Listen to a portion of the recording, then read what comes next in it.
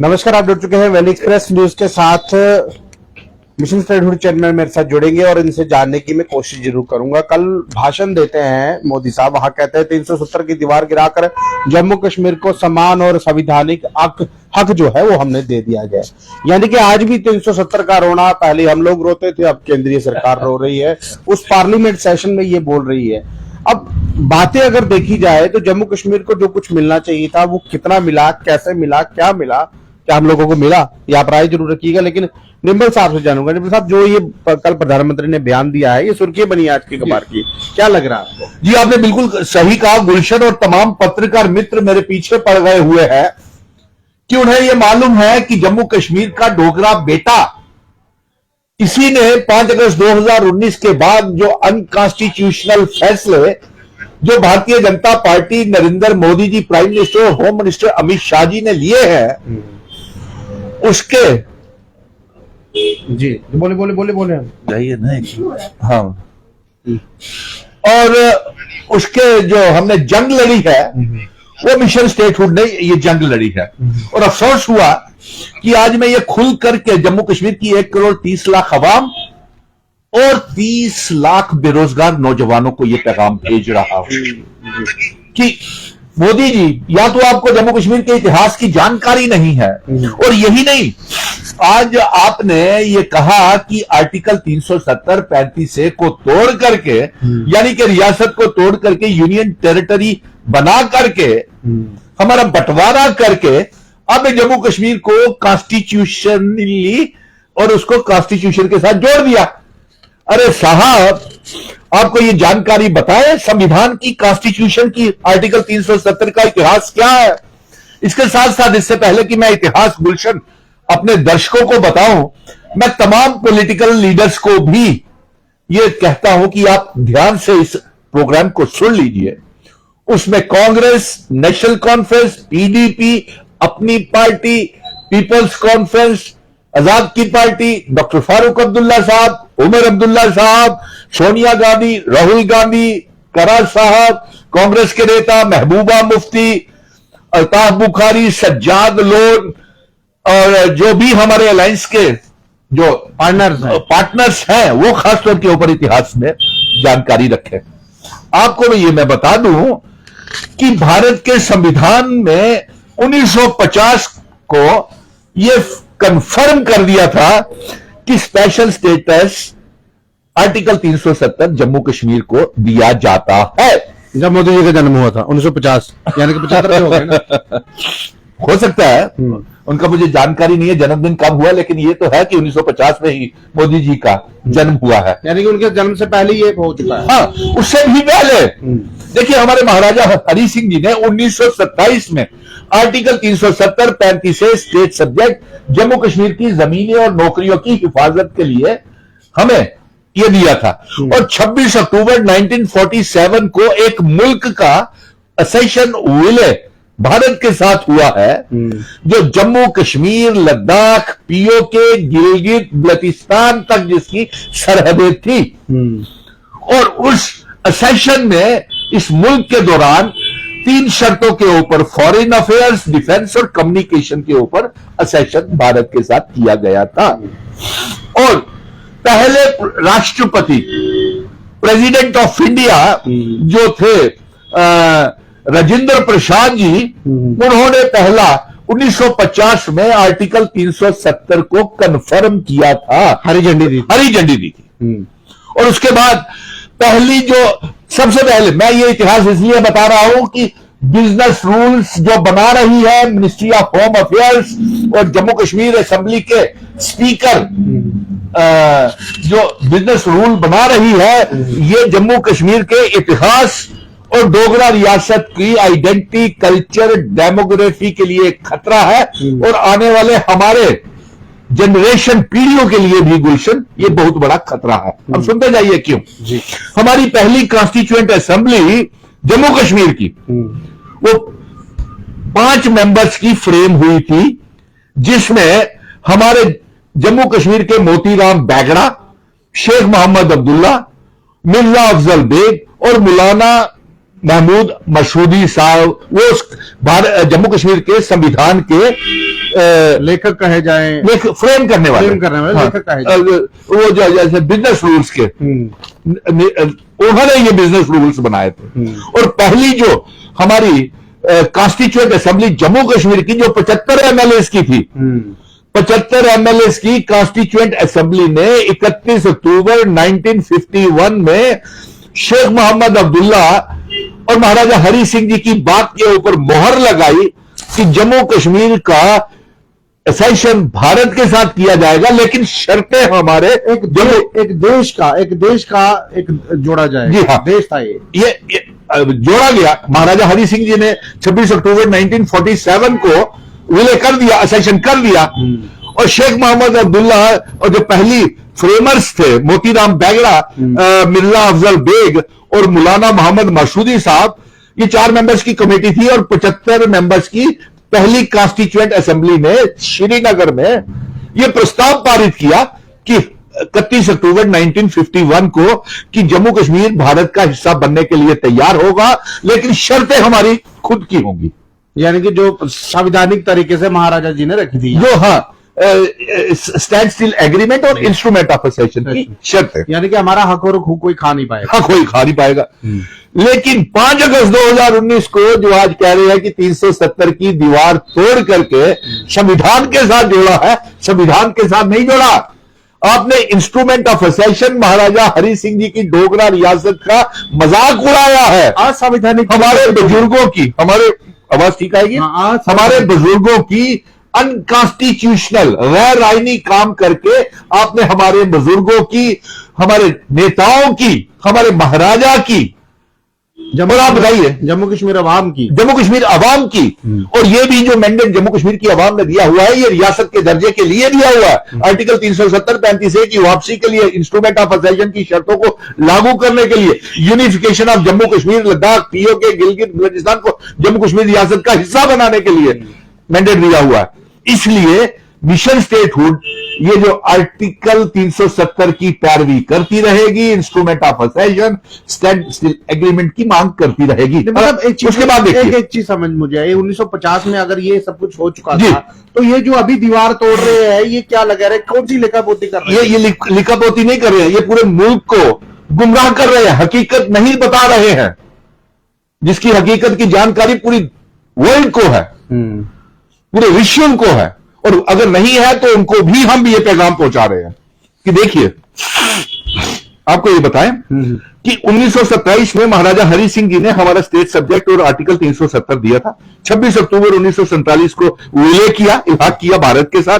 और भारत की constituent assembly ने 1950 में हमें ये स्पेशल स्टेटस दिया, कंफर्म कर दिया, स्पेशल स्टेटस दिया। अब उसके बाद आगे आइए,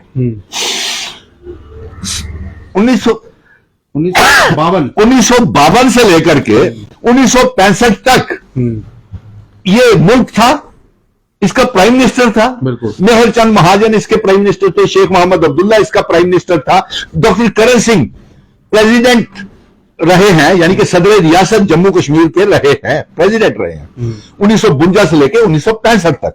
अब उसके आगे आइए, आपको ये बताते हैं कि सुप्रीम कोर्ट ने 1957 में और 1968 में 2 बार सुप्रीम कोर्ट ने यह मांग तोड़ दी, हटा दिया कि इसको आर्टिकल 370 को हटाया नहीं जा सकता, क्योंकि यह भारत के कॉन्स्टिट्यूशन ने जम्मू कश्मीर को दिया हुआ है। यानी कि उस वक्त की सरकार ने भी कोशिश की इसको तोड़ने की, जो पहली थी पुरानी सरकारों ने। नहीं, कहीं से सवाल उठे होंगे, उन्होंने शायद की या नहीं की कांग्रेस की सरकार ने, इसकी हमें जानकारी नहीं है, क्योंकि गूगल देख लीजिए, विकिपीडिया देख लीजिए, उसमें सभी आपको ये जानकारी मिल जाएगी। इसलिए मैं तमाम नेताओं को कहता हूं कि मिशन स्टेटहुड को, जम्मू कश्मीर के डोगरा बेटे को यह मंजूर नहीं है, और भारतीय जनता पार्टी के 28 एमएलए को जो खुद को डोगरा कहते हैं, वो डोगरा महाराजा की तौहीन कर रहे हैं। 2 मेंबर पार्लियामेंट भी डोगरा महाराजा हरि सिंह जी की तौहीन कर रहे हैं, झूठ बोलते हैं।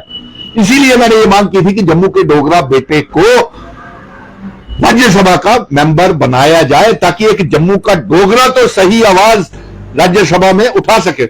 उसके बाद आप देखिए, प्रेसिडेंट ऑफ इंडिया ने 65 में लाइफ टाइम के लिए कह दिया कि आर्टिकल 370 तब तक नहीं हटाया जा सकता जब तक कि जम्मू कश्मीर की असेंबली, जो असेंबली, स्टेट असेंबली, लेकिन पहले तो यूनियन टेरिटरी ये तोड़ ही नहीं सकते थे, आर्टिकल 370 तोड़ ही नहीं सकते थे, क्योंकि जब तक जम्मू कश्मीर की असेंबली रिकमेंड नहीं करती कि आर्टिकल 370 को हटाया जाए, तोड़ा जाए, तब तक ये ना रियासत तोड़ सकते थे, ना 370 स्पेशल स्टेटस को तोड़ सकते थे। अब तो यूटी है। अब ये बिजनेस रूल्स जो है ये बहुत बड़े खतरे की घंटी है जो मिनिस्ट्री ऑफ होम अफेयर्स गुलशन बना रही है और जो स्पीकर साहब बना रहे हैं। आप पूछोगे एक मिनट दीजिए मुझे, आपकी गाड़ी चल रही है बहुत अच्छे से, लेकिन मुझे भी थोड़ा सा पूछने दीजिए ना। ये सब कुछ तो आपका बिल्कुल सही है, मैं बात वही कर रहा था, बिजनेस रूल पर आ रहा था। अब यहाँ हाई लेवल मीटिंग दिल्ली में चल रही है, वहां पर हमारे चीफ मिनिस्टर को बिठाया नहीं जाता जहां पर लोगों ने मैंडेट दिया है, और वहीं से बिजनेस रूल लागू करवा देंगे और कह देंगे उमर साहब ने किए हैं। अब ये किस तरह से होगा? वही तो मैं है, वही तो पहले जो हमारे महाराजा हरि सिंह जी, हमारे मोतीराम बैगड़ा जी, और जो हमारे शेख मोहम्मद अब्दुल्ला जो फैसले करके गए हैं, वो फैसले वो बिजनेस रूल क्या गलत थे, और अब यूटी की ये ओवर रूल कर देंगे उन कानूनों को, यानी कि कमजोर कर देंगे। हमारे रियासत के दर्जे की जंग, हमारे स्पेशल स्टेटस की जंग, हमारा रियासत को वापस नहीं करना, हमारे स्टेट सब्जेक्ट को, हमारी आइडेंटिटी, कल्चर, डेमोग्राफी, इतिहास के लिए ये बहुत बड़ा खतरा है। और इन्होंने खतरा यही नहीं पैदा कर दिया, मुश्किल ये भी कर दिया कि जो पीओके गिलगित बल्टिस्तान की यूनिफिकेशन की हम जम्मू कश्मीर लद्दाख की बात कर रहे हैं, अब वो पीओके गिलगित बल्टिस्तान का जम्मू कश्मीर और भारत का हिस्सा बनाना चाहते हैं, जिसका असेशन हुआ है भारत के साथ। अब वो अगर रूठ जाए और कहे यार ये इनका अपना ही घर में यूनियन टेरिटरी बना दिया, हम कहां जाएंगे वहां पर। ये इन्होंने गलत काम किया, 370 को तोड़ करके, रियासत को तोड़ करके अपना हक जो है पीओके गिलगित बल्टिस्तान के ऊपर भी कमजोर कर दिया है। लेकिन मिशन स्टेटहुड आज ये ऐलान करता है कि हम यूनिफिकेशन, महाराजा हरि सिंह जी की डोगरा रियासत और जिन शर्तों के ऊपर असेशन, और जो पहली जो 31 अक्टूबर 1951 में जो कॉन्स्टिट्यूएंट असेंबली के फैसले थे उन्हें कमजोर नहीं होने देंगे, और जो पार्लियामेंट ने और प्रेसिडेंट ऑफ इंडिया ने और जो 2 बार सुप्रीम कोर्ट ने हमें ये फैसले दिए हुए हैं कि आर्टिकल 370 के साथ छेड़छाड़ नहीं की जा सकती है, ये हम मंजूर नहीं है। और जो मौजूदा बिजनेस रूल्स है ये एक साजिश है जिसके तहत जम्मू कश्मीर को और कमजोर किया जा सकता है। जिस तरीके से आपने खुद कहा कि 2 दिन से मिनिस्ट्री ऑफ होम अफेयर्स यानी कि अमित शाह जी जम्मू कश्मीर के ऊपर मीटिंग ले रहे हैं, बैठक कर रहे हैं, लेकिन जम्मू कश्मीर के चीफ मिनिस्टर को वहां नहीं बुलाया जा रहा। इसलिए मैं डॉक्टर फारूक अब्दुल्ला, उमर अब्दुल्ला, महबूबा मुफ्ती, सोनिया गांधी, राहुल गांधी करा, और जो कांग्रेस के नेता है बड़े Azad, Altaf Bukhari, Sajjad Lone, M Y Tarigami, mission statehood, ये कहता है कि हम तो आउटराइटली रिजेक्ट करते हैं, क्योंकि ये हमारी आने वाली पीढ़ियां, हमारे वाली जनरेशन, हमारी पहचान, हमारी विरासत के ऊपर एक हमला होगा और एक मोहर लग जाएगी। कल को यही बिजनेस रूल लेकर के ये Bharatiya Janata party supreme court में जाएगी और सुप्रीम कोर्ट में बोलेगी कि इनको जम्मू कश्मीर की आवाम को, ये चुनी हुई असेंबली को तो मंजूर है ये बिजनेस रूल, इसको रियासत का दर्जा क्यों दिया जाए, इसको स्पेशल स्टेटस क्यों दिया जाए, जो रेजोल्यूशन हमने पास करके इनको दे दिया। देखिए ना, अब ये चीज तो हुई है, ये चीज करवाना चाहते हैं, लेकिन मुझे ये बताइए, जो लॉ एंड ऑर्डर की बात की जाए, होम मिनिस्ट्री के अधीन है, यानी कि एलजी के साथ के अधीन है। अब जम्मू कश्मीर में रोज आए दिन गोली, चोरी, टोका, हो क्या रहा है? लूटपाट, बहुत अफसोस हो रहा है, बहुत अफसोस हो रहा है। और इसके साथ साथ एक और बात और बता दूं, पूरे विश्व के ऊपर, इंटरनेशनल लेवल के ऊपर भारत की छवि जो है वो अच्छी नहीं लग रही। अब अमेरिका को ही देख लीजिए आप, अमेरिका 8 लाख भारतीयों को ट्रंप जो है वो अमेरिका से वापस इंडिया में भेज रहा है, डिपोर्ट कर रहा है, और वो आना भी शुरू हो गए हैं। अब मोदी जी बताइए, अपने हिंदुस्तान में बेरोजगारी के ऊपर नंबर 1 के ऊपर है, हमारा अमेरिका का डॉलर जो है, विदेश मुद्रा जो है वो ऊपर चढ़ चुकी, वो ऊपर चली गई है। मुझे लगता है कि हाँ, रुपया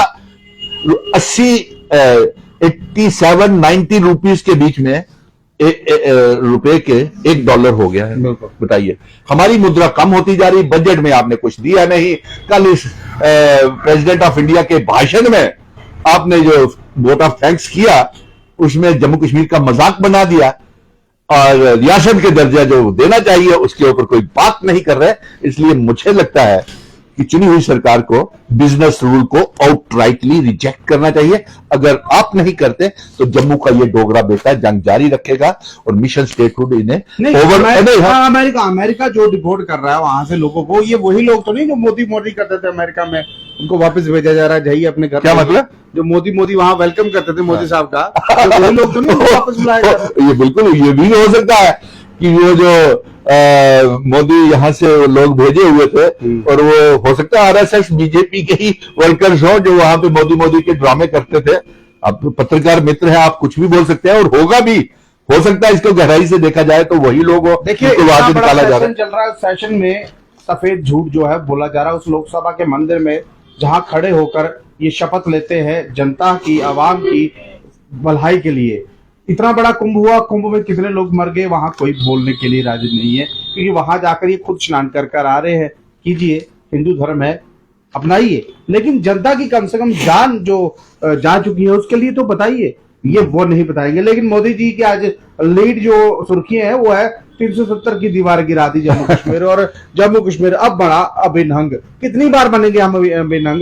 जितनी बार ये बोलते हैं हम इतनी बार अभिन्न बनते हैं। 1950 में जम्मू कश्मीर जो अभिन्न अंग बन चुका था जब मोदी जी का बर्थ है। ये मैं नहीं बोल रहा, ये उनकी डेट ऑफ बर्थ गूगल बोलता है, ये मैं नहीं बोल रहा। ये तब अभिन्न अंग बन चुके थे। अब कौन सी जरूरत पड़ी थी 2014 में आके जो तोड़फोड़ कर इन्होंने किया? जी आप कुछ बोल रहे थे। जी मैं यही कह रहा था कि मैंने यही बता दिया, इतिहास 370 का बता दिया। गैर आईनी और गैर संविधानिक बात आपने की है। 370 की तमाम हिस्ट्री महाराजा हरि सिंह जी से लेकर के 1927 से लेकर के 370, उसके बाद किस तरीके से भारत के संविधान ने, कॉन्स्टिट्यूशन ऑफ इंडिया ने, प्रेसिडेंट ऑर्डर ने, सुप्रीम कोर्ट ने जिस तरीके से आर्टिकल 370 को हटाने से मना कर दिया था, आपने ना जाने कौन सी साजिश की और बिना पूछे, बिना कॉन्स्टिट्यूएंट असेंबली के, बिना जनता को लिए हुए। इसीलिए तो ये भारतीय जनता पार्टी पार्लियामेंट के और असेंबली के चुनावों में बुरी तरह हार गई है। अभी भी वक्त है जम्मू के डोगरा एमएलए, आज दिल्ली में वोटिंग हो रही ना, तो क्या होगा इनका? मैं डोगरा एमएलए को कहूंगा आप तो थोड़ी समझ करिए। आपकी डोगरा रियासत के आने वाले बच्चे हमारे क्या बोलेंगे कि हमारे बुजुर्ग हमारे लिए क्या करके गए। जय हिंद, धन्यवाद। बुजुर्ग क्या करके गए थे ये तो बाद में पता चलेगा, लेकिन जम्मू कश्मीर की जनता को ये चीज सुननी चाहिए और उन पत्रकारों को सुननी चाहिए जो लगातार चाटुकारिता करते हुए नजर आते। पहले थोड़ा पढ़ लीजिए इनके लिए। 370 था क्या? आप बोलते हैं उसको दफन कर दिया गया है। ये मैं नहीं बोलता, ये वो लोग बोलते हैं। दफन उसको किया जाता है जो कभी पैदा ही ना हुआ हो। 1950 से कहीं ना कहीं पारित हुआ था और उस वक्त की सरकारों ने, जब यहाँ पर 75 एमएलए बोले ना आपने, 75 कॉन्स्टिट्यूशन, जब 75 एमएलए हुआ करते, 4 फ्रेम और अब तो 90 हैं। अब 75 से 90 पहुंच गए। कहीं को तो ये भी नहीं पता होगा पहले एमएलए कितने थे। लेकिन वो चीज थी, लेकिन बिना कॉन्स्टिट्यूशन यानी कि यहाँ सरकार ना होते हुए इन्होंने इस चीज को तोड़ा। अब जब सरकार आ चुकी है, सरकार ने कहीं ना कहीं इसको पारित भी कर दिया, ये वापस आएगा। और इन्होंने पारित किया, अपनी असेंबली में पारित कर दिया, ये वापस आएगा। लेकिन सेंट्रल गवर्नमेंट जो है आज फिर से बयान दे रही है 370 की दीवार गिरा। उससे ज्यादा खतरनाक, मैं ये जिस बात के लिए तफसील मैंने ये बयान की है, इसको ज्यादा से ज्यादा शेयर कीजिएगा। ये जानकारी हमारे आने वाले जनरेशन और बच्चों को भी होनी चाहिए और नेताओं की आंखें खुले जिनको जानकारी कुछ नहीं रखते हैं। तनख्वाह के लिए तो नहीं हमने आपको भेजा हुआ है, ये गाड़ियां झूठने के लिए तो नहीं आपको मंत्री पद और ये विधायक बनाया है, लोगों की अपनी हिफाजत के लिए बनाया। तो फिर जो स्टेट असेंबली में इन्होंने पारित किया था स्टेटहुड के लिए, तो ये क्या बोला जा रहा है और वो क्या था? वो सिर्फ कागज के ऊपर स्टैंप लगाकर भेज दिया गया। देखिए, मैंने आपको कहा ना,